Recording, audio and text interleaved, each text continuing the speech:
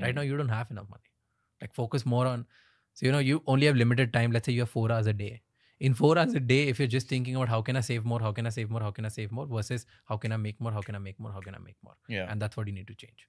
So that was my True. point. So Yeah. you have a 6th point now. Yeah. So my next point is when you're young, at least before you're 30, focus on investing in liquid asset classes. What most people make the mistake is in their late 20s, let's say after 4 to 5 years of working, now they're about to get married, 27, 28, 29. They immediately go and, buy this huge house on a house loan. Now that is 90% of your money tied up in an illiquid asset class, right? So I would say do not go for illiquid asset class until you have enough liquid asset classes to sustain the returns from which can sustain your lifestyle, right? So I would focus more on the liquid asset class building first, and then go towards illiquid asset class. It's a very contrary one, right? In your Yeah, 20s, it people is. say that, hey, focus on long term, focus on illiquid, you can Yeah. afford it, you can do that. And you say the contrary. Yeah, that's And because I strongly believe that. And I'll tell you what, most people think that, you need to own something to enjoy it, right? I don't need to own a car to enjoy it. I can just rent it. I can get it on Zoom. I don't need to own a house to enjoy it. You don't own this beautiful mansion of yours over here, 5-bedroom apartment, right? You're renting it over here.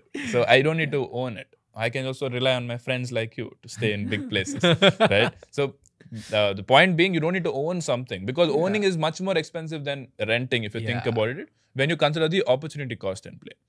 You definitely can buy a house because everybody wants to call that, have that feeling that I own this house, but you give it much more priority than building a liquid corpus for yourself, because you don't know how empowering a liquid corpus is. Would you rather, the answer is simple, would you rather have 5 crores in a house, live in a 5 crore house, or do you have 5 crore cash invested somewhere, right? 5 crore cash can give you 40 to 50 lakhs income every year. A 5 crore house is a 5 crore house, right? You still have to work for a living. Yeah.